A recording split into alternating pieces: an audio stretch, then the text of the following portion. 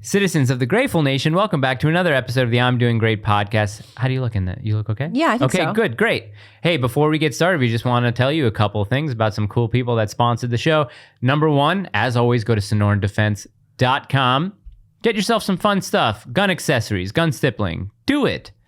They're nice guys. They sponsor the show. We like them. SonoranDefense.com. Use our code IDG10 for 10% off at checkout. Hey, you know who else is offering 10% off at checkout?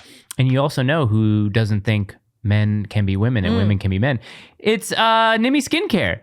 Nimi Skincare, they have some great products. Gina is super excited to start using their products for her daily skincare routine. Is that right? Very excited to find a clean skincare brand that doesn't promote the trans agenda. Isn't that so nice to have women's skincare offered to you that is advertised by women and not men with a mental illness? Am I allowed to say that? Well, I mean, I'm the one doing the ad, kind of, mostly. So I don't have a mental illness, though. But there's a link in the description. Go to nimiskincare.com. I believe it's like a /IDG. I don't know. It might be wrong, but it's down there in the description. Get 10% off. Also, the Van Man Shop. Go to their website. They have some really cool products. There's a link down there below. No discount. Sorry. I don't know what to say. But yeah, they're cool. They like the show. No discount. Maybe next time. Yeah, so one of the things I wanted to start off with the show was a comment that I saw. We're going to go back to the pitbull debate for a second because it was something that I wish I would have brought up and that you would have liked. Okay. So regulations, rules, law. I'm not a big fan of that. You know that. But where I would concede to a regulation, HOAs, apartment buildings, landowners, or at least like homeowners who are renting out their homes, if they want to say for liability issues or insurance issues, they want to say, hey, can't have a bully breed. I'm all by that because they do that. Right. Because you as the buyer of a home or you as the customer you can look wherever you want. And if you obviously have a dog that is not wanted on a property, you wouldn't want to live there in the first place. So I concede to, I don't want to say like private company regulations, but at least free market regulation. Yeah, the thing about the regulation, there's some comments like, well, yeah, Mike's right. When you regulate one dog, you got to regulate them all. No, you don't. It's like saying, so I think we talked about with Kai a couple of times. I think that the government needs to start regulating food more. Like the fact that we can eat a lot of these chemicals and toxins in our food that are not at all available in the UK and around Europe. And I mean, in many ways, they have way better health than we do. That's like saying that you can't regulate seed oils because then what are they going to do? Come for butter next?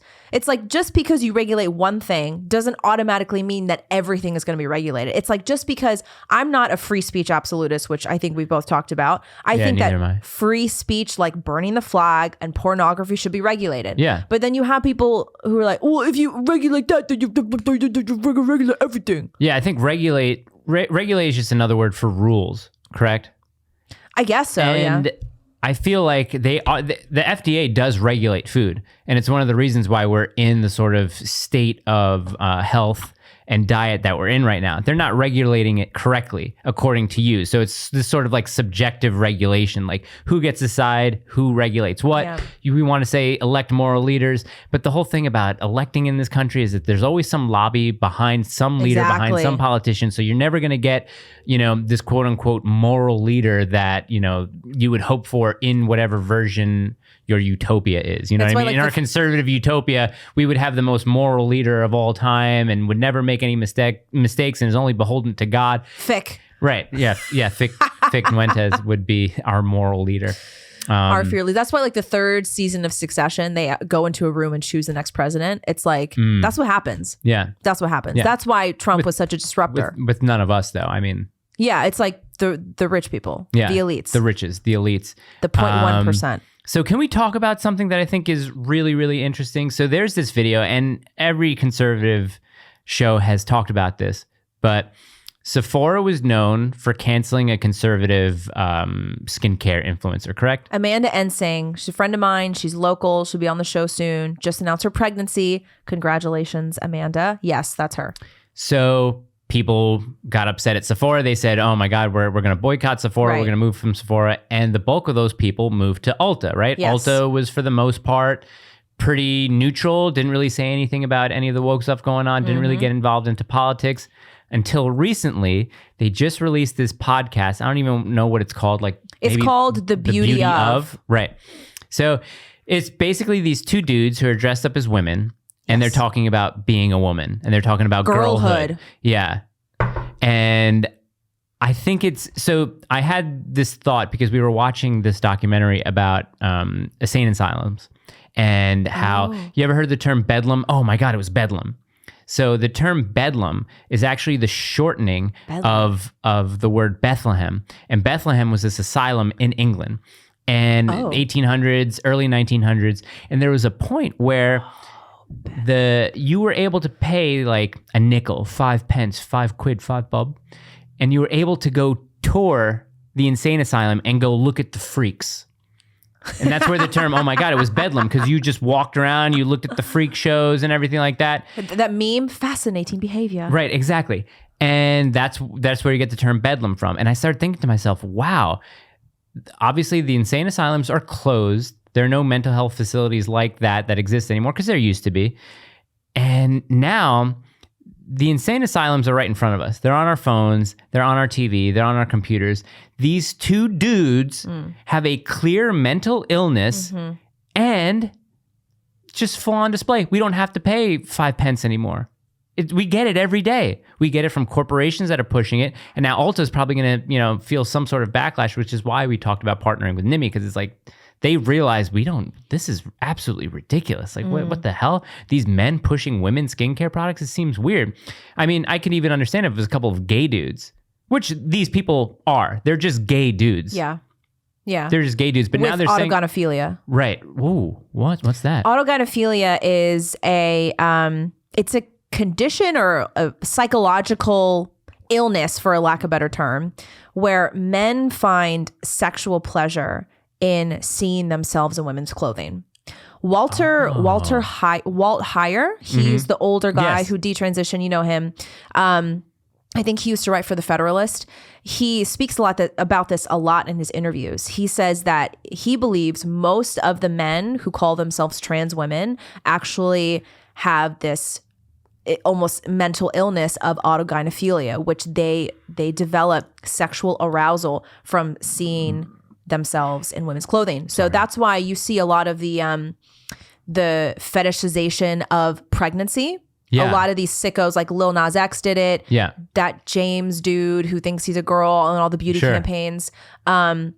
There were a couple other campaigns that came out like that. And all of these men have these fake pregnant bellies, and they're rubbing the bellies, and they always have a sexual look in their eyes. They're like, like posing really like sexually with their pregnant belly. It's gross. That is, they are sexualizing pregnancy and motherhood and womanhood. Yeah. And that is directly related to autogynephilia. And so Walt Heyer really believes that most of these men, their mental illness and their gender dysphoria is directly related to autogynephilia. And so when you see these two guys, it's like they're getting off. Let's just take a look at this. Let's just take a look at the still, okay? That's a dude with a beard and long hair. Yeah, I mean, it looks, it's like parody. It really is. But going back to what you were saying about the insane asylums, I also want to add to that. I don't want to be unkind, but freaks like that used to only be seen in circuses. And now this is a thing this is what's happening in our society in general. You used to see the fattest man in the world. It used to be a circus attraction. Right. And now that guy is just like walking down the street. Or now the fattest woman alive, that's Lizzo. And she's on the cover of magazines. Yeah, they're in Gatorade commercials saying that the body is totally acceptable. Exactly. And then you used to have the exhibits in the circus of the man woman who was fat and had a beard. And now these freaks are being paraded around in mainstream culture, which is why it's disingenuous at best for the trans movement to claim that they are discriminated against or oppressed. You guys have every single mainstream machine behind you, promoting you, propping you up, glorifying you, defending you. Ulta Beauty, when they posted that clip, they got all like thousands and thousands of women who were commenting and saying, bye-bye, never buying from you again. This is incredibly offensive as a woman and as a mother. This is offensive.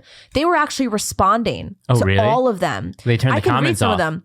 They turned the comments off originally, and then they turned the comments back on because I think their PR team said, hey, we actually need to respond to this. We can't just turn the comments off. So they have all these responses, defending the two freaks in their video. So this is why I'm not going to listen to any trans person ever again try to claim that you are oppressed or you're a second-class citizen. You are respected more and you are propped up more than any woman in this country. I think it's the fault of women, correct? Do you think it's the fault of women just because they're more naturally sensitive and they're more naturally nurturing that they want to accept people more than guys do? Because a guy sees that, and a guy's like, fuck no. But a woman sees that, and a woman sees someone who's kind of speaking with, you know, womanly inflection and sort of syntax and things like that. So she's saying, "Ooh, I could be friends with someone like this. I want to be able to give them my heart. I want to be able to." Right, exactly. It's a compassion thing because they think they have been programmed to think that these people are discriminated against. Yeah. So it's a faux compassion thing because women are generally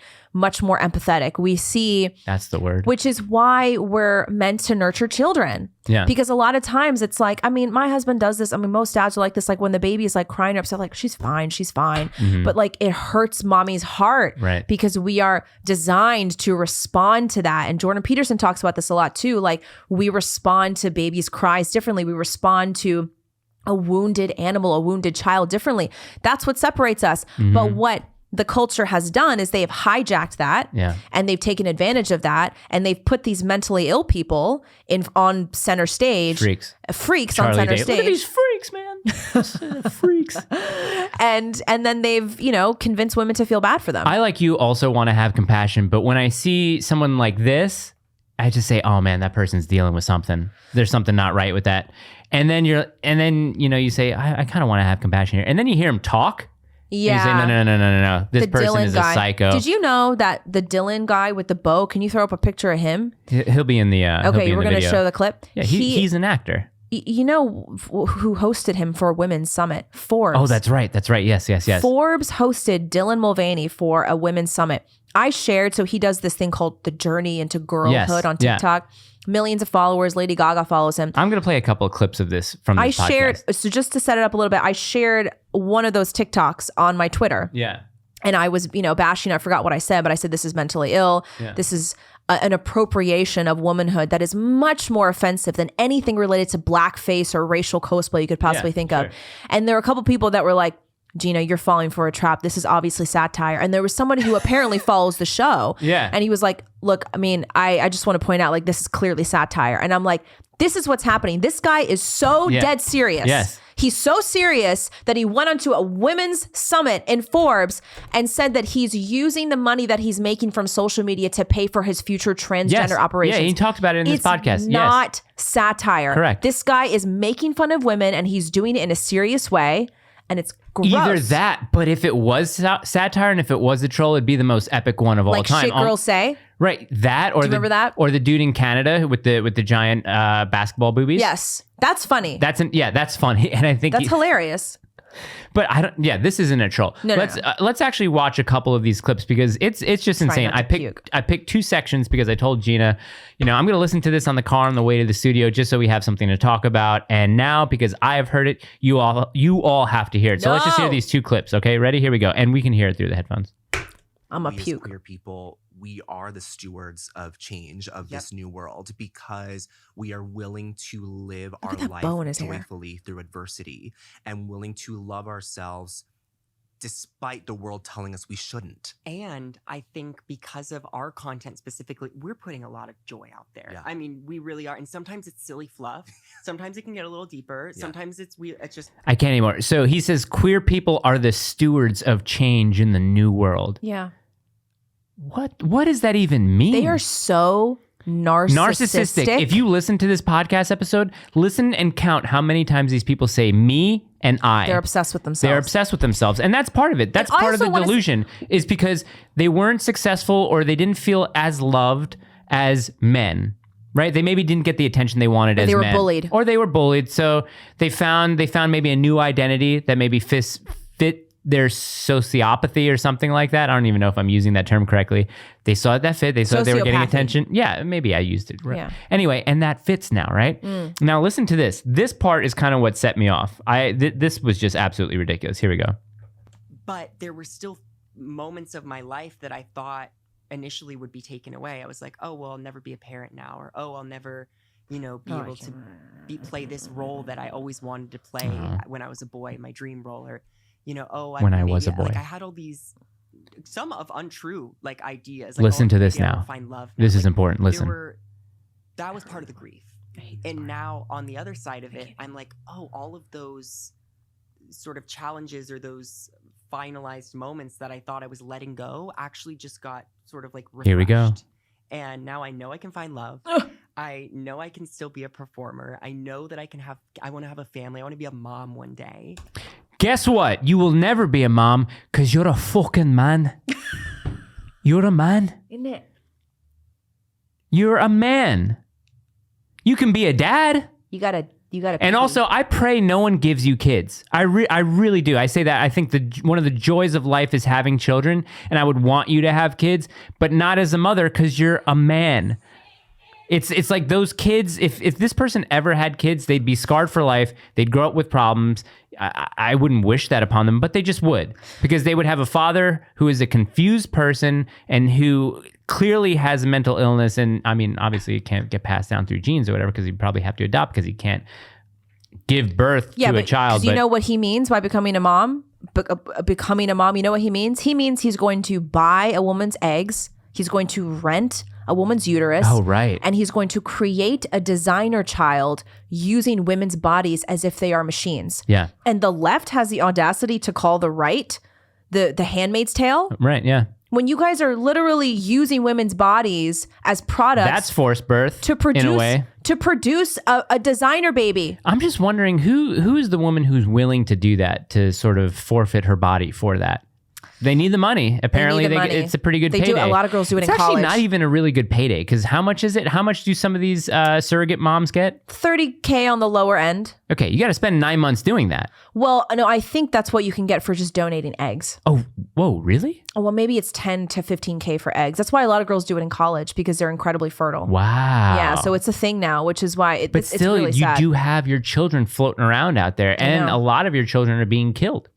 Yes, a lot of your kids are being killed. And this is why, I mean, one of the saddest things about this whole designer baby trend that's going on is that you see a lot of celebrities, including the Kardashians, who use a surrogate to birth their baby.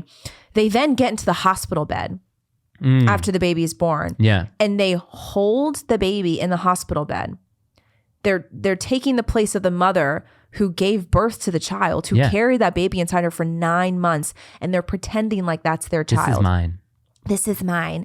Oh, this isn't the first time holding my baby. It's so disgusting and dystopian, and that's the real Handmaid's Tale. Yeah, it is the real Handmaid's Tale. Yeah. Yeah, it is the real Handmaid's Tale. Let's spend the bulk of this episode, because it's not going to be a very long one, but doing questions, because we got some good ones.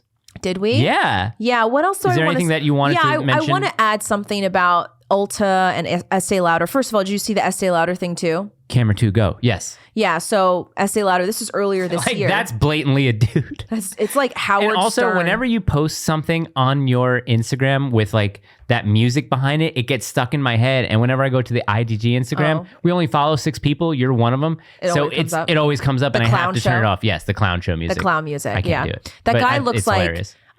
Weird Al and Howard Stern had a baby or something. So ridiculous. It's gross. So anyway, I think that what is happening right now in our culture is something serious that people tend to toss away as if it's trivial or superfluous. What our society's been doing for a long time is they have desperately been trying to erase beauty. So there's 2 things that the radical left has been trying to tear down, and arguably successfully over the last few decades. 2 things, order and beauty, which is really interesting, because when you look at the Catholic faith and the Orthodox faith, 2 of the most important pillars are order and beauty. And so by attempting to tear down beauty, what they're doing is now taking away one of the most sacred duties of women in general. Like women, we are meant to represent beauty in the world. Men represent protection, steadiness, groundedness, they provide, and women are to present more of the beauty and the nurturing element to life and to the world in general, right?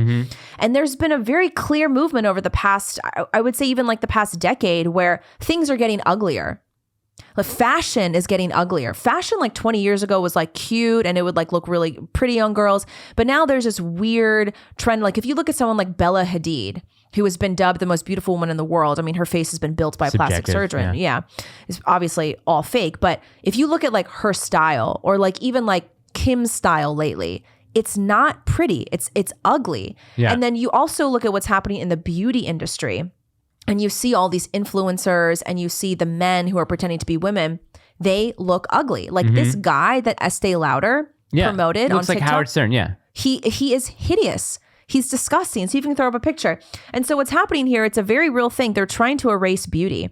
And it's not trivial. It's not shallow because beauty represents something very important in our society. And in a way, when you look upon something beautiful, your eyes turn to God. They say that beauty turns your eyes towards God. That guy right there. I mean, look at that. What is that? And then he said in his TikTok video, he said, I'm a scientist. My name's Cricket. And the best thing about being a woman is I get to live in full color. I'm like, yeah, you're really living in full color, buddy. But it's a sad thing. I mean, they're erasing beauty. And by doing that, they're taking away one of the most sacred duties of women, which is to present beauty to the world. And it's actually a really sad thing. I don't think that it's trivial. Really diving. And I don't think that it should just be shrugged off. Maybe you'll try to find it. Yeah, I'm going to try. And obviously, like those two things are tied. Like when they try to get rid of order, the easiest way to tear down order in society is to erase the lines between men and women and to have this genderless society where men can be women and women can be furries and furries can be men and whatever it is. I can't find a video of it right now. So that's what's happening today. And it's a very, very sad thing. And it's no wonder, I do believe it's directly tied to a lot of women feeling incredibly sad, incredibly lonely, having high rates of mental illness. I mean, we all do, but women obviously have very high rates of mental illness and eating disorders. It's because we have been taught that there's no such thing as beautiful anymore. Right. We're now told that obesity is beautiful and beauty is all just subjective. No, beauty is objective. It's so weird. You look back at like the pinups of the 40s and 50s, Marilyn Monroe, Betty Page, Sophia Loren, Tuesday Weld, gorgeous blonde who's in Cincinnati Kid with Steve McQueen. But these women were objectively beautiful. If polled, 99.98% of people would say, yes, that is an objectively beautiful woman. Now, especially with fashion and modeling, and I used to test models all the time, and they would give me these new faces, and it was always girls with like their eyes were super wide apart, or just super sculpted cheekbones, or just weird facial figure that would make them kind of stick out, and just it would always turn me off. I was like, no, can't you guys just give me, like not a normal looking girl, but a classically beautiful girl? I wonder what happened to that. Yeah, I really think it's a coordinated effort to get rid of both order and beauty. And it's a sad thing because I'm not saying, I don't want women to hear this and think that you have to be a size 0 and you have to look like Marilyn Monroe to be beautiful. No, beauty isn't only just what you look like externally. Beauty is an essence that comes from within. Yeah. Like some people, so my husband didn't know who Marilyn Monroe was because he's from Brazil. Yeah. And so he didn't grow up in America and he doesn't know a lot of the iconic American figures. And so I was watching Blonde. Yeah. And he wasn't really into it. And I said, do you know who Marilyn Monroe is? He says, no, I heard the name. He says, I don't really know her. He said, can you show me a picture of her again?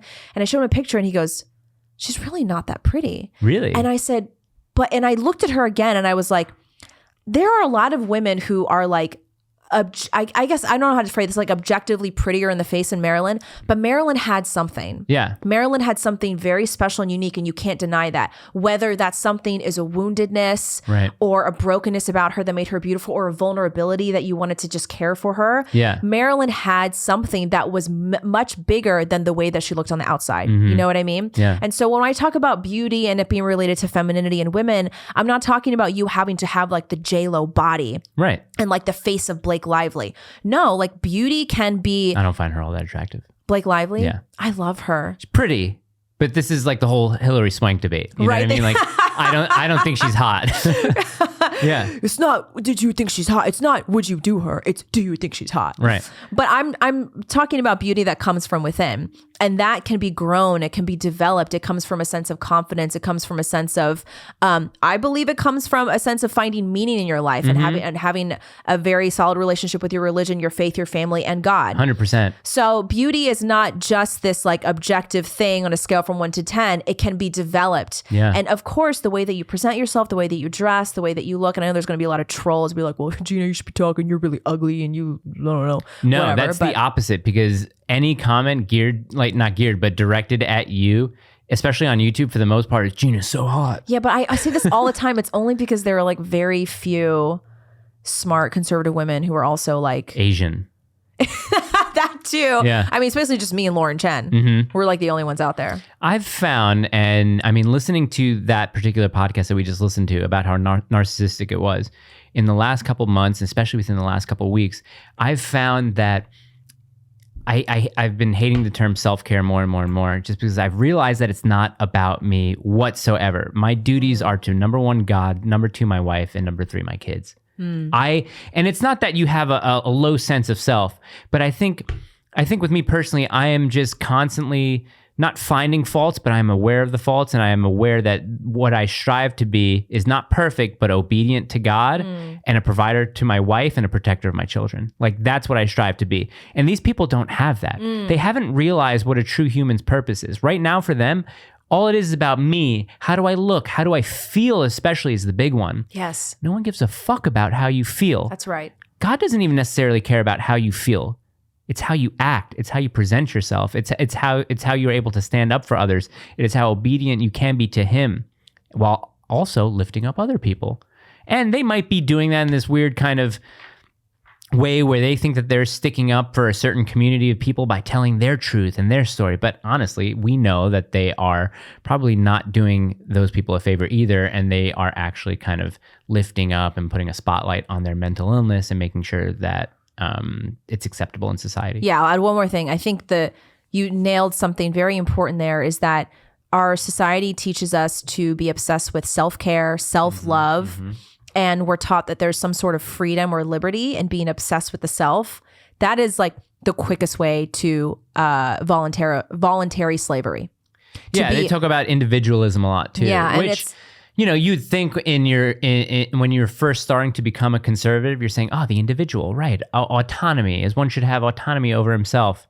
And then the older you get, then you get married, then you have kids, and you're saying, I am the least important person in this world. Yeah, and you actually find the most freedom when you submit yourself. Oh, yeah. You actually find the most freedom when you surrender yourself to a meaning, when you surrender yourself to God, when you surrender yourself to family. That's why I love the way that Jordan Peterson puts it. He says the things that are most rewarding in life require the most sacrifice. I did say that.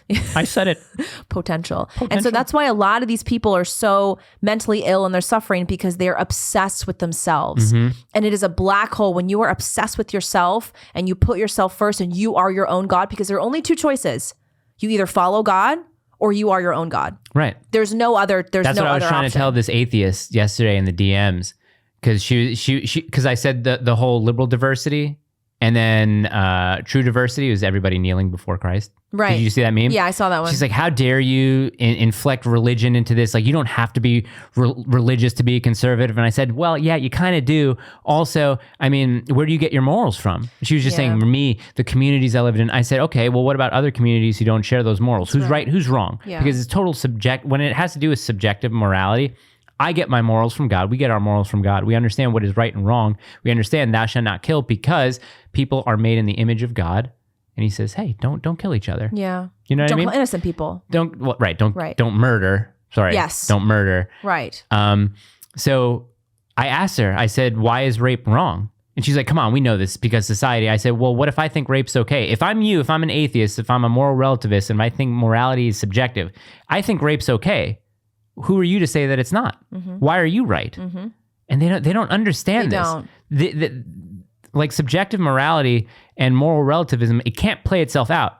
Because if I'm a moral relativist and I say, well, I agree with Hitler's Nazi society, that's the right society for me. Those are the morals I want to live by. Who are you to tell me that that's wrong? Yeah. And that's why the chase after the self is a black hole that's only going to result in chaos and destruction, which is what's happening to our society.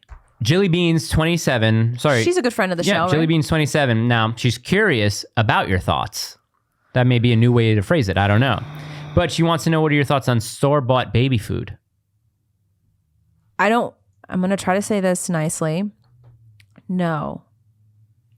Okay. No. Okay, let me explain. I am really against store-bought baby food. I am especially against those plastic pouches. Yeah. They have those fruit purees. Yeah. You know what I mean? Mm-hmm. And there's some company who makes decent ones. Yeah, I mean, and I'm not saying this it's always hard to talk about mom stuff because it can come off very judgmental. You're going to offend some mom out there. I'm going to offend some mom out there, but I mean, how dare you? I can only afford the pouch. I don't know how that makes sense though, because it's cheaper, whatever. Yeah. I just want to say that our children deserve and need real food. Like I have never, ever, not once given my daughter one of those pouchy things. I'll never understand why women do it. I mean, I guess I understand in a way because in a lot of ways they don't know better because companies have done a really good job at marketing well. So organic, fresh, natural, no artificial ingredients. And then number one, a lot of times it's put in plastic. Yeah. And so you're giving your kids food that's been soaking in plastic for a long time. Number two, you'll always find some sort of juice concentrate or some sort of like little preservative in there. And I'm just so against all this store-bought baby food, especially because it's cheaper and it's tastier and it's much healthier to make puree for your babies. Like my daughter started eating at kind of a young age. Like she was very interested in food at 4 months. It's like 4 or 5 months. Yeah. Yeah. So we were giving her like little bits of banana and like pureed applesauce. Guys, it's really, really easy. So easy. It's so easy. Carly like I know Carly did it all the time. Yep. I remember the first time when I was pregnant, we went to dinner with you guys and Carly brought like all the food for your daughter and like all the stuff. And like, I do the same for my daughter now. Like the only time she has had processed food was at her birthday. Right. Where she like put her face in the cake. Yeah.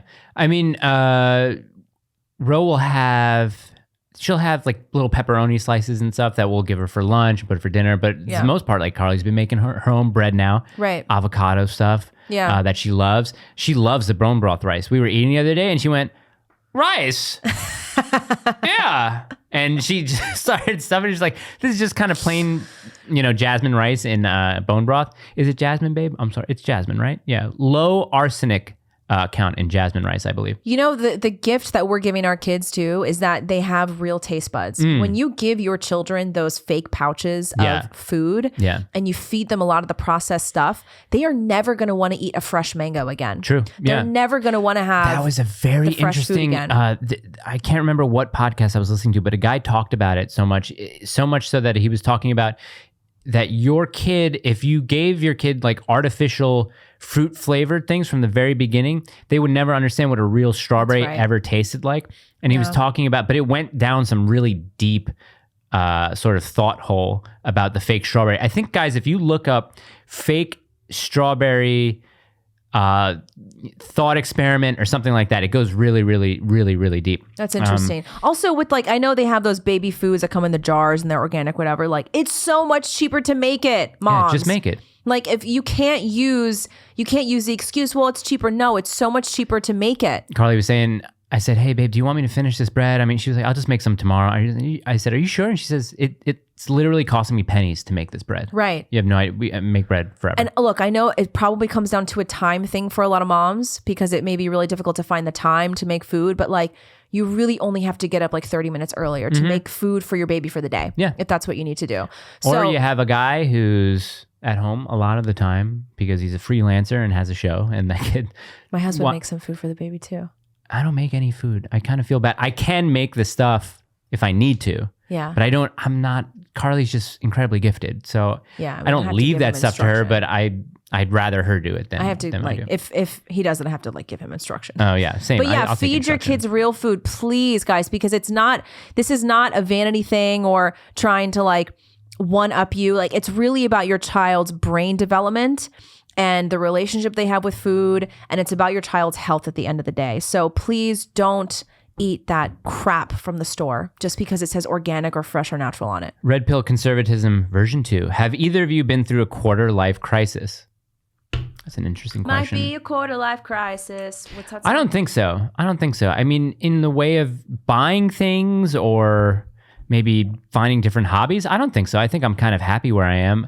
The only thing, I mean, there are always wants that I have that I see maybe other guys my age enjoying right now, but I don't necessarily But what's the age for quarter life crisis? Isn't that like 20, 25? Yeah. I guess I had one. Do you think we're that young? That's really nice. Thank you. Quarter life crisis. I think I had one, but I had a lot going on in my life at 25, 26, like a lot. Yeah. Yeah, same. And I guess I did because I was like doing ayahuasca and shit. Oh yeah, that would be more like a quarter life crisis. You're trying to find yourself. Yeah, I was trying to find myself, and I was trying to like find some answers to some serious existential questions. A lot going on in my family and stuff like that. So I guess I sort of have, but you know what the solution to that is? What is it? God. There you go. And religion. Organized religion. CG McCall 84. I don't know if we've ever, someone else asked a question, but I'm like, we see you every week. How long before people start identifying as other races they already are? Yeah, I mean, it's so much less offensive for someone to identify as Korean. Like that Ollie London guy, like I love him. I find him to be hilarious. He identifies as Korean. Why do you find it less offensive? This is why I find it less offensive. So your gender plays a much bigger role in your body, your physiological capabilities, your personality than your race does. So for example, like is it even race? Korean would be ethnicity. Yeah. So whatever it's called. So like the color of someone's skin, like someone being black, that has nothing to do with their reproductive abilities. It doesn't have to do with the woman's like sacred ability to bring life into the world. And so your gender plays a much more important role in who you are and your purpose in life. Oh, great. And your gender is much more related to the soul of who you are.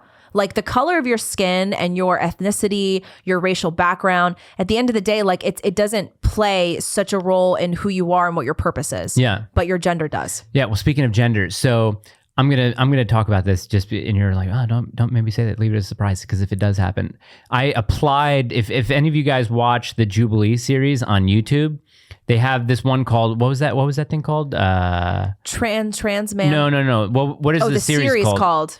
Something Middle Ground. It's a series called Middle Ground. Yes.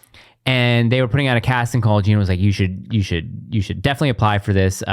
Hopefully you can get picked for it. But it's male feminists versus non-male feminists, just men, I guess. So I applied for that, and it starts shooting in December. So if I get it, I get it, and it'd be cool. Like if we did like a live watch of it one day, like we did a live stream and we watched it live. So just be aware of that. And it's just so weird, like the fact that there's still male feminists around. I thought that kind of fad would end maybe 2 years ago or something like that. Trying to get laid. They still are. That's a big part of it. And I think that's probably the only part of it, because once I'd want to get on there and just be like, okay, well, the first question we have to acknowledge is, do you think men and women are different? And these guys, if they say yes, I'd just be like, well, there's nothing else to talk about here.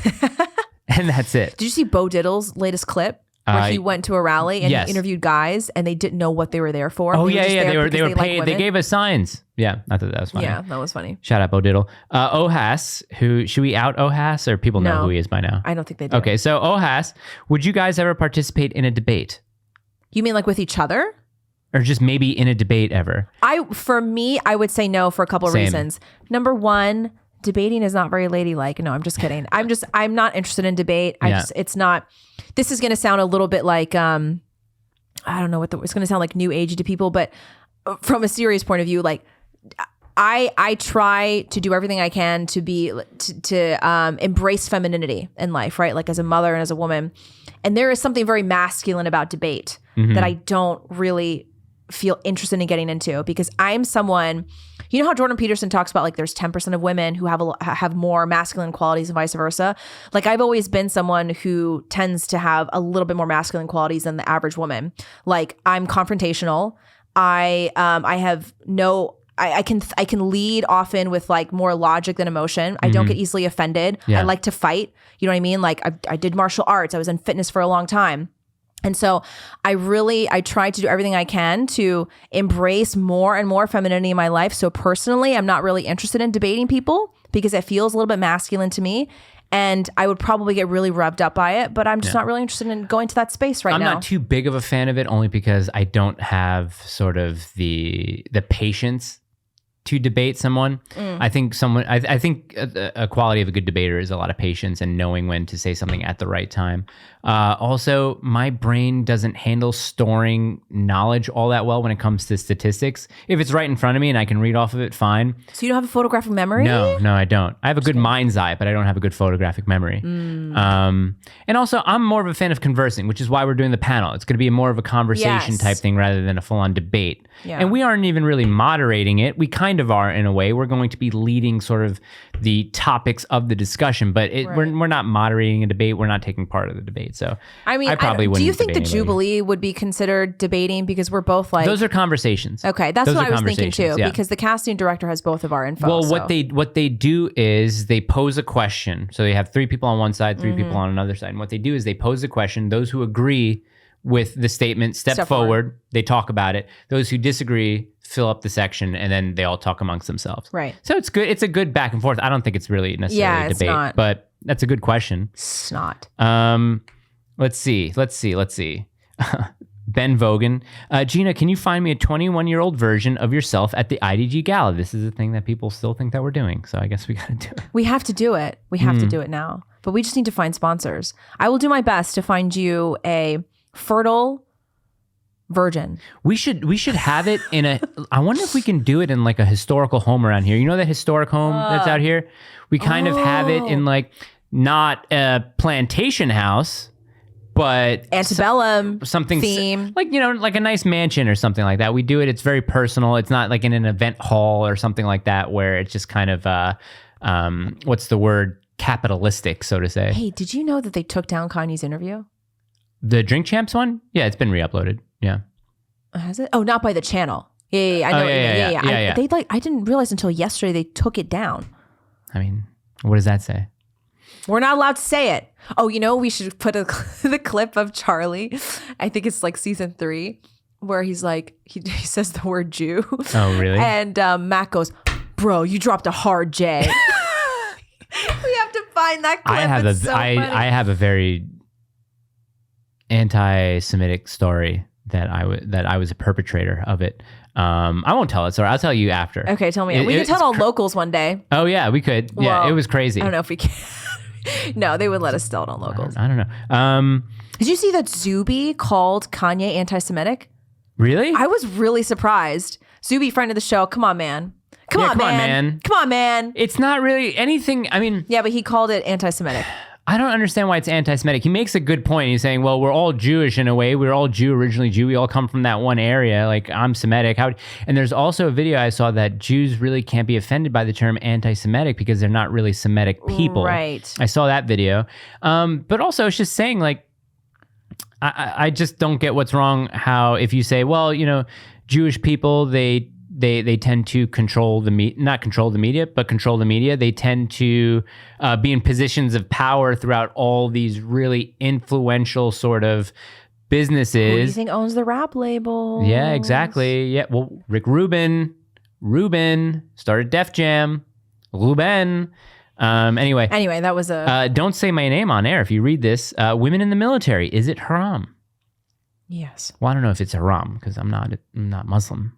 But to the is it kosher? Is it women in the military obviously in non-combat roles? I don't think it's haram. If it's in administrative roles, sure, I think so. I don't think it's haram. What do you think? Should there just be no women in the military? I mean, there are a lot of jobs that you can't give to every guy because then you have no guys left. That's the thing, is that there are a lot of jobs that are not combat. I honestly think that anything combat related should not go to women.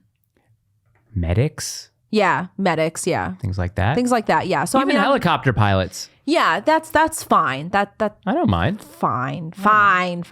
Yeah. But no, I don't like putting women in roles. harm's way. So maybe helicopter pilots that aren't necessarily going into combat zones, leave that to the guys. I don't think women should be, going into harm's way with the possibility of them being killed. Definitely no female cops. Yeah, no. Can we abolish let's female abolish cops? that. Replace every female cop with a fit dude. Replace every unfit dude with a fit dude. They should probably replace female cops with pit bulls. They do a lot better job. That's actually... Is that an idea that you would get on with? I'm down for that. Oh, this is an interesting question from Emily Rose. What were y'all's personalities like as children, and have they stayed consistent into adulthood? You want to go first? I don't know. I can't remember. I know what it's funny you asked this because I asked my mom last year when I was pregnant what my personality was like. My mom told me ever since I was very young, I was always doing a million things and like very ambitious. And I was a really good student. And my mom had to sometimes pull me away from studying and practicing piano and stuff to like go be a kid. Gotcha. Because I was always very, very you like, were a nerd. I was a bit of a You were a nerd. nerd, yeah. But I was also like on homecoming court, so I wasn't like a freak nerd. Yeah. I was like a socially acceptable nerd. Sure. You know what I mean? But I like excelled in school, and I didn't really get into trouble that much. Okay. So I was kind of a boring kid in that sense. Speaking but of- like I was always very opinionated. Oh yeah, it still remains to that day. Socially acceptable nerds. We were watching the latest Halloween movie. I think it's called Halloween Ends or something like whatever it was. Awful. With the lady who has the boy who thinks she's a girl. Right. Exactly. Wow. I won't say her name. But in the movie, I don't know why they're doing this, but you know how jocks are usually the dicks. They're usually the bullies. Pretty in in this Pink. movie, the band members were like the high school marching band kids were the bullies and the dicks. No, they were always bullied. Yeah. Why are they trying to do that? Are they trying to make the marching band kids are cool and Because bullies? it's the upside down Yeah, where you're right. where the cool people are now the losers and the freaks are in charge. Freaks. My personality, I can just remember being a kid. I was a good student and I always got into things. I always wanted, I kind of was all over the place. Like, I want to be a skateboarder. I want to be a magician. I want to be this. I want to be that. So it was just kind of all over the place. And whatever I did, I kind of threw myself in for about a month or two and then new thing, which is kind of how I am now, especially not with God. That's like an artistic not trait. with God. I am an artist. Yeah, exactly. Yeah. That's why you're like that. I'm a freaking artist. Yeah, I'm an artist. What is your proudest Art. accomplishment since you started the podcast? I mean, subscriber count is probably a good accomplishment. Related to we the passed- podcast? Yeah.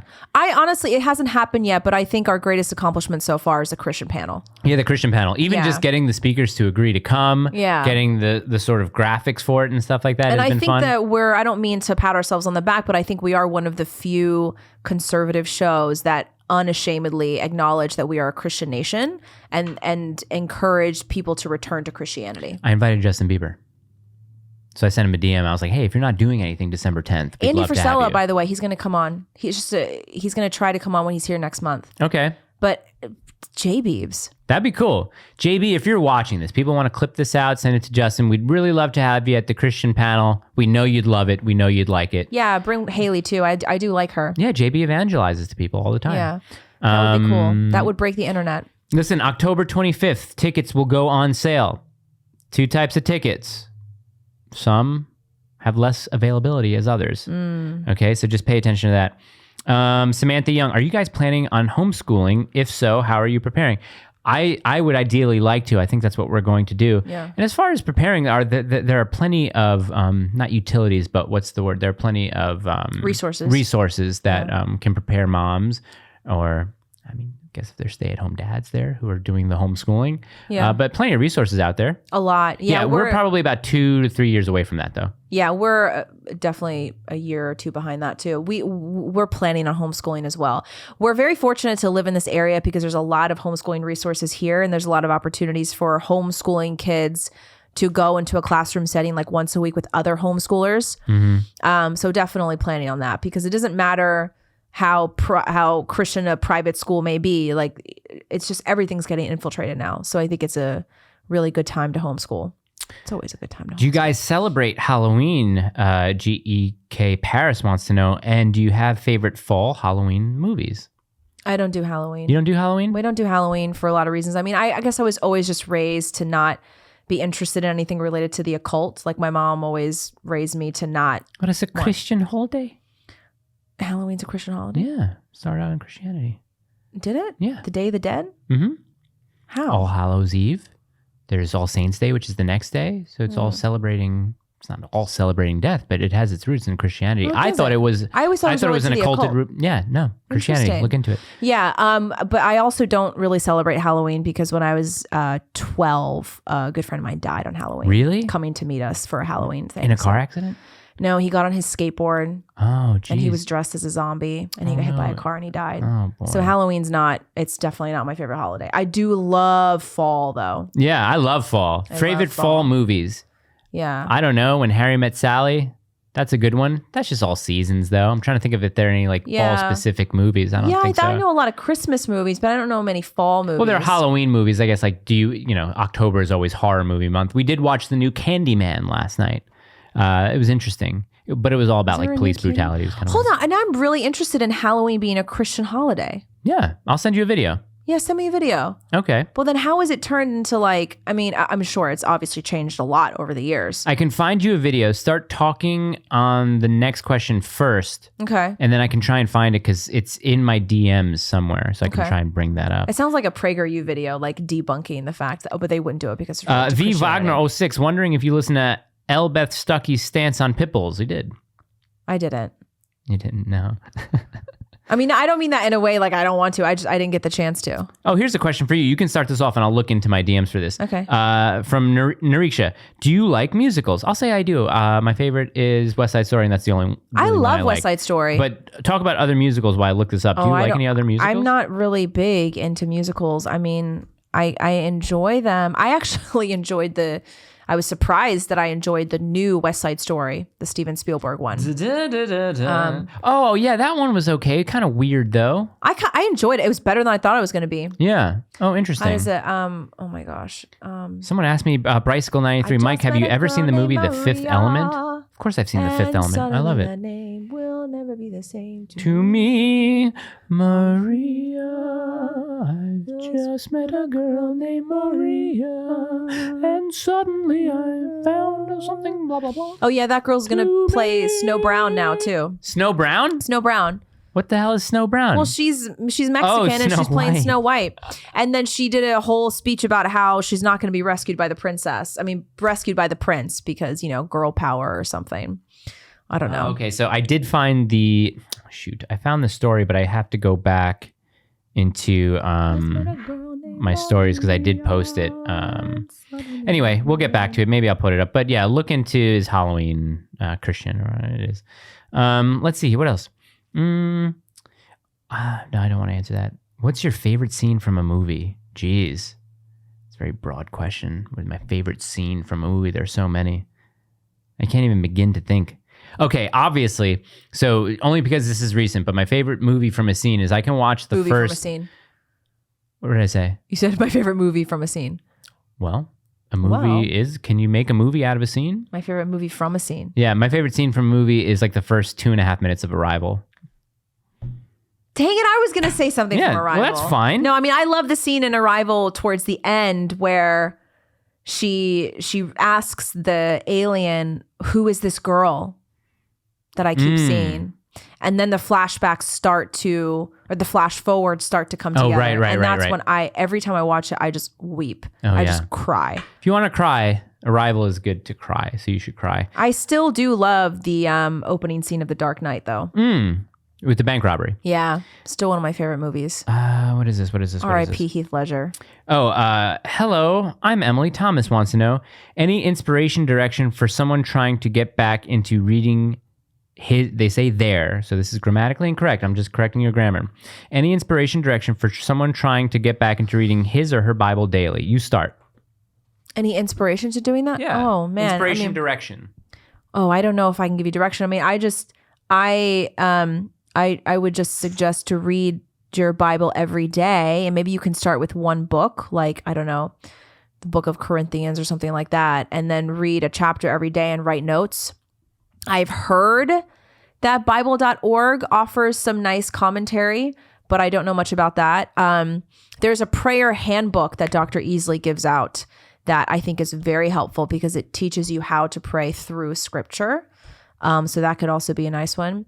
But I mean, I don't know. I'm not the best person to give you advice because I'm like in between denominations right now. So I don't really know what else to tell you. Can you keep talking for a minute? Because I found it. So just keep talking about whatever. Okay, sure. I mean, sure. I'll talk a little bit more about Orthodoxy. I've been reading a very fascinating book called Rock and Sand by Father Josiah Trenum.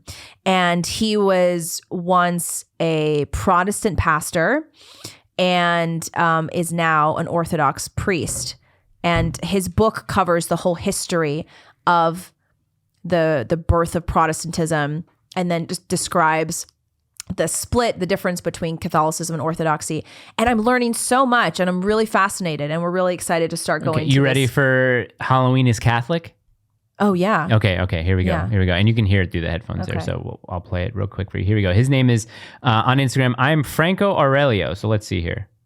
Halloween is a satanic holiday. It's actually not. Many non-Catholics think this holiday originated from the Catholic Church wanting to baptize some pagan celebration. But this is just anti-Catholic propaganda that started after the Protestant revolt. And neo-pagans promote this false narrative too. The truth is that Halloween, aka All Hallows Eve, is a Christian Eve that honors all the people in heaven. It did not descend from a pagan holiday. It came from the one true church. But many non-Catholic Christians think that Halloween shouldn't be celebrated because there's people who pervert Halloween with Satanism and evil. But it's still a Christian holiday, and little kids and parents showing up to your door is a great opportunity to share the gospel with them. So instead of being uptight, go be a Catholic and conquer this holiday for our King. That sounds very evangelical. Yeah, why would Catholics share the gospel with people? We don't know it.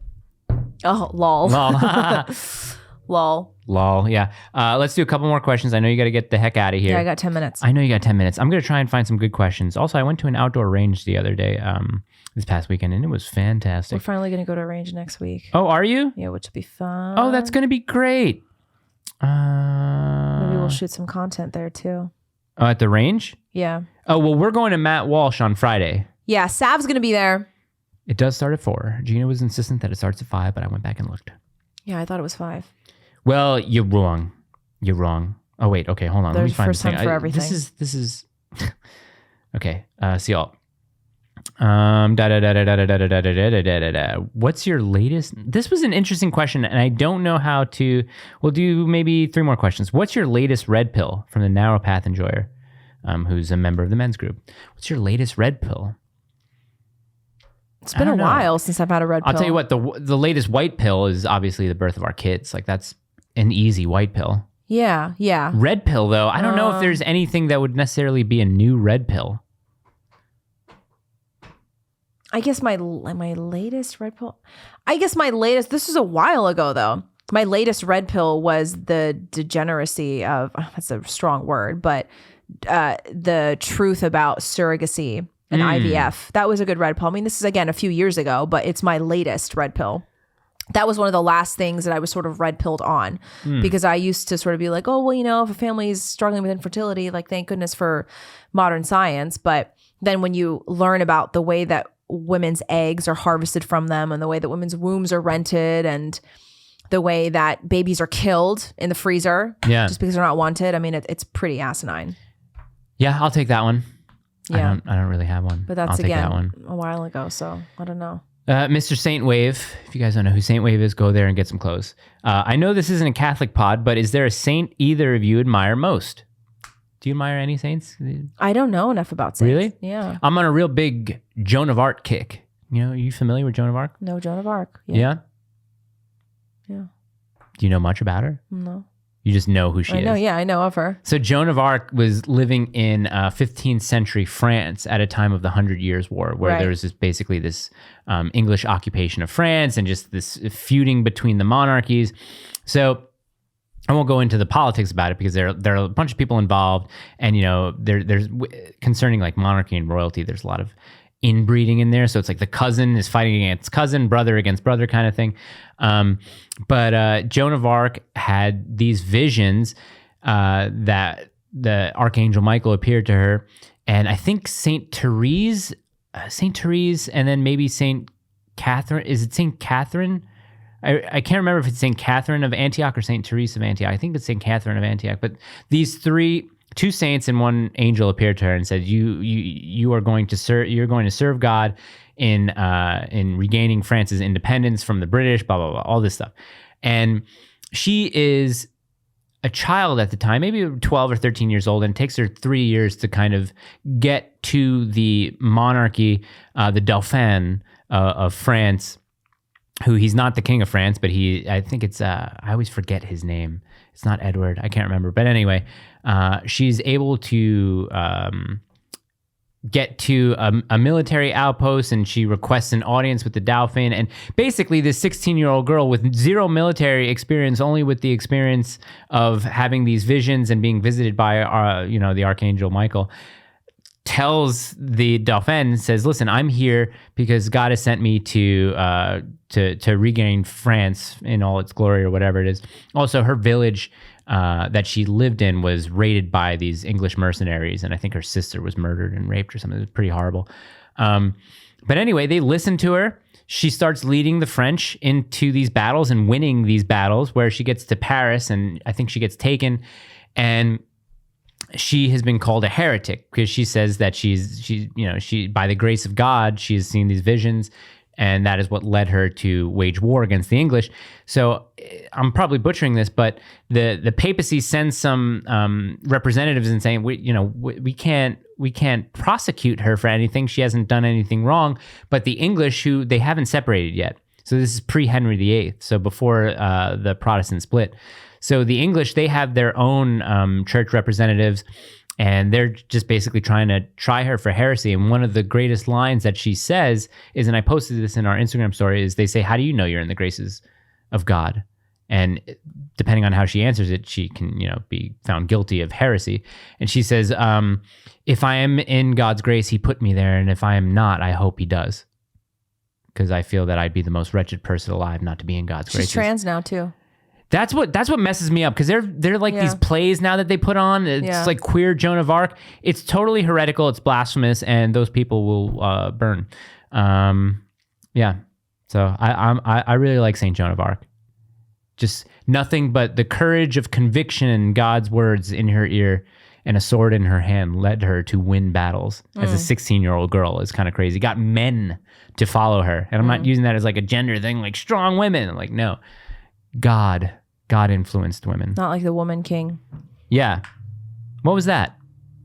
The movie with Viola Davis that was supposedly based on a true story, but the true story is like they went to their first battle and got killed. Oh, really? That's the true story? It's so funny. And didn't their tribe sell people into slavery? Yeah, it's just like, it's hilarious. Yeah. And they were doing all those fake reviews on Rotten Tomatoes to try to make it look like the audience review was 99%. Oh, here's something I really just don't care about. All right, Let's Be Red wants to know, what's your opinion on Trump versus DeSantis? I don't care. I really don't care. So it's 2 years from now. I don't care. I mean, I also think that people forget how much can happen in politics in 2 years. A lot can happen in a week in politics. So how do we even know that it's going to be Trump versus DeSantis in the primary? Honestly, I just have distrust for both of them. I really do. I do too. I just really do. I can't clamor around a politician. I don't think I've ever worn a MAGA hat ever. I did have a Trump Kanye shirt that I wore once or twice. DeSantis is just a little bit too manufactured to me. Yeah, there's something a little bit off. I don't trust it. There's something a little bit off to me. I don't trust it. I know people are going to be like, oh, I can't believe you hate DeSantis. I didn't say I hate him. I don't fully trust him. I don't trust He's a little bit too much of a politician to me. You know who I trust? Alex Jones. Yeah, dude. Turn the vote, girl. Dude, $1 billion. A lot of people are asking, do you think he'll pay $1 billion? There are caps on a lot of these damages as well, where they won't be that high. You know how much Harvey Weinstein had to pay? How much? For raping women? Yeah. Guess. $100,000. 17 million bucks. Oh, 17 million? 17 million. That's it. Just for raping a bunch of women. Well, MIA, who apparently has been based, a lot of people are saying MIA is like super based now and she's super Christian now. They say that she converted. She tweeted out, wait, so Alex Jones has to pay $1 billion.